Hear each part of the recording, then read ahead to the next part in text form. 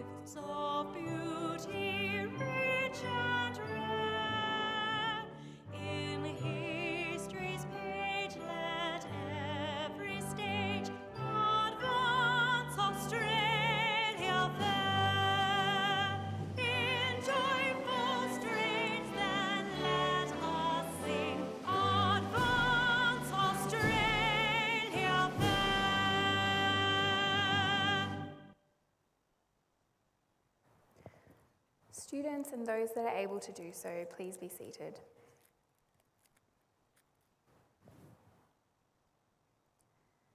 The Australian War Memorial was the vision of Charles Bean, Australia's First World War official historian.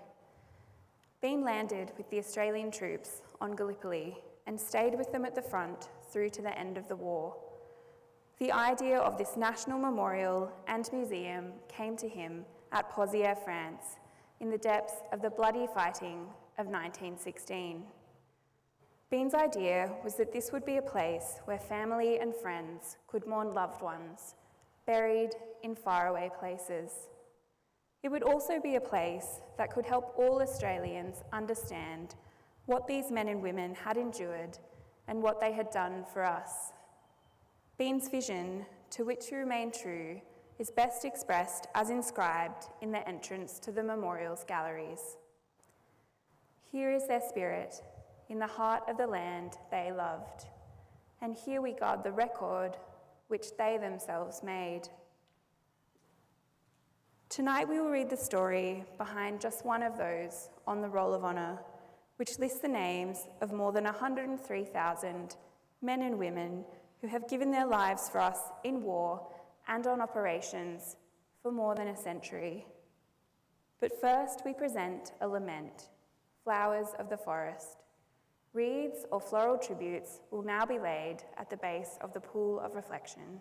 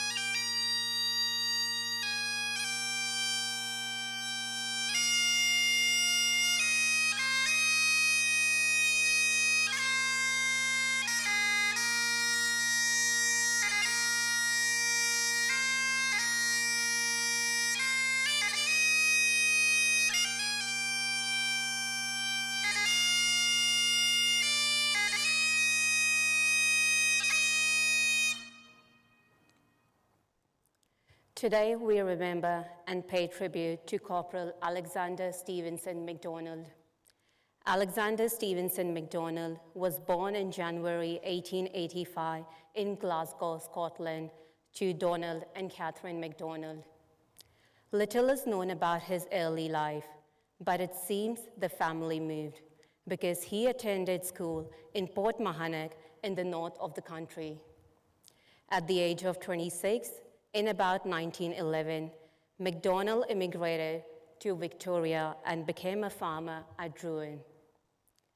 Britain declared war on Germany in August 1914, and a year later, MacDonald volunteered for service in the Australian Imperial Force. Proud of his homeland, his attestation paper describes a tattoo on his right forearm depicting Scotland with a sword through it. MacDonald trained at Broadmeadows Army Camp north of Melbourne for several months. In November 1915, he embarked on the transport ship Wiltshire and sailed for Egypt. There, the men trained at the large army camps outside Cairo, and MacDonald joined the 59th Australian Infantry Battalion. The 59th Battalion was a newly raised unit made up of Gallipoli veterans from the 7th Battalion and reinforcements from Australia like MacDonald. In June 1916, MacDonald and the 59th Battalion sailed from Alexandria to Marseille in southern France. From there, they traveled by train to the far north of France, the Armentières sector near the Belgian border. There, they would soon enter the trench warfare of the Western Front. In July 1916, less than a month after it arrived in France, the 59th Battalion took part in the disastrous Battle of Fromelles. Attacking in the first wave, the unit suffered heavy casualties at the hands of German machine gunners and failed to take its objective. MacDonald had survived the battle and shown promise as a soldier. He was promoted to Lance Corporal rank and sent to the Divisional School of Instruction to learn the newest tactics against poison gas attacks. At the end of July, he returned to his battalion, which remained in the lines facing Fromelles until September.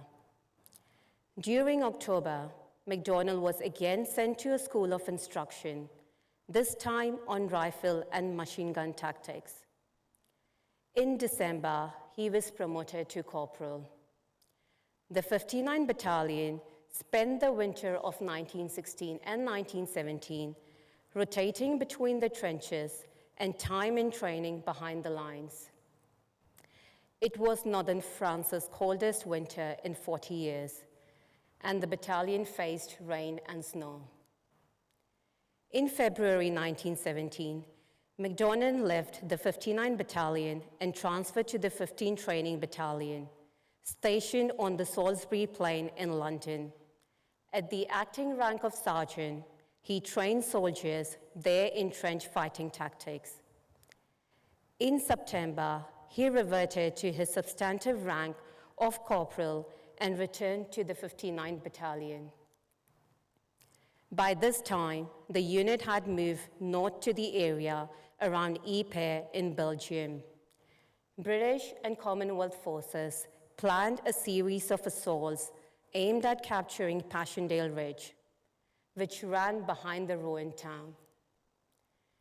The day after MacDonald returned to the unit, the battalion took part in the successful attack on Polygon Wood.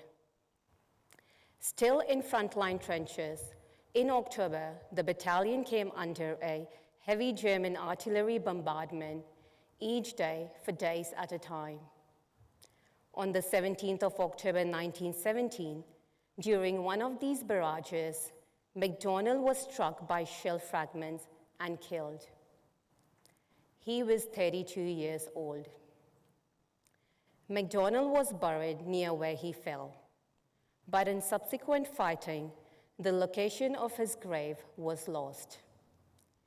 His name is inscribed on the Meningate Memorial in Ypres, alongside those of more than 54,000 British and Commonwealth troops who died fighting in Belgium and have no known grave.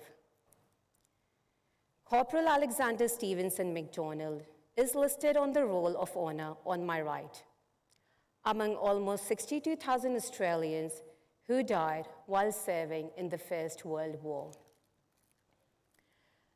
A photograph of his name, listed on the Meningate Memorial, is displayed today beside the pool of reflection. This is but one of the many stories of service and sacrifice told here at the Australian War Memorial. We now remember Corporal Alexander Stevenson MacDonald, who gave his life for us, for our freedoms, and in the hope of a better world. Please stand for the reading of the Ode and the sounding of the last post.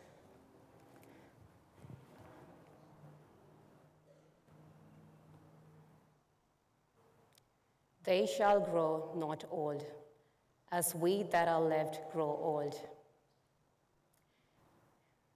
Age shall have them, age shall not weary them, nor the years condemn. At the going down of the sun and in the morning, we will remember them.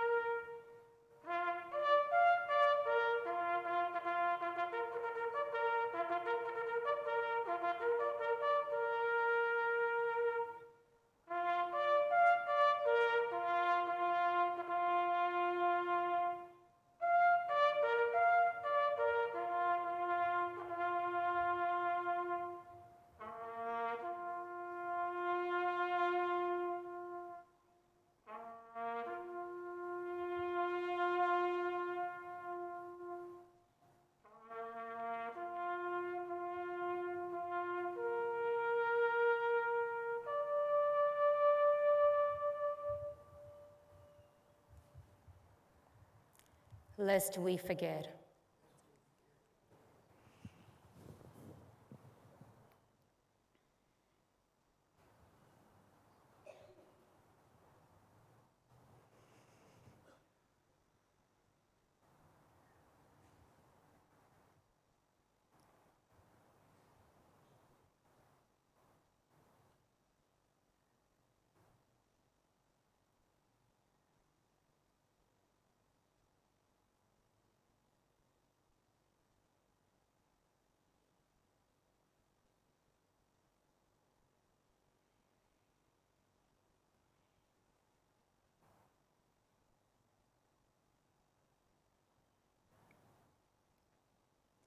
We leave you this evening with the words of the memorial's founder, Charles Bean.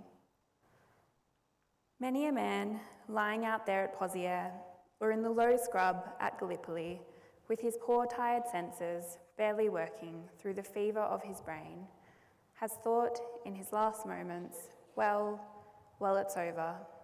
But in Australia, they will be proud of this. Ladies and gentlemen, girls and boys, that concludes the last post ceremony. On behalf of the director, staff and volunteers, thank you for joining us at the Australian War Memorial today. We wish you all a very pleasant evening.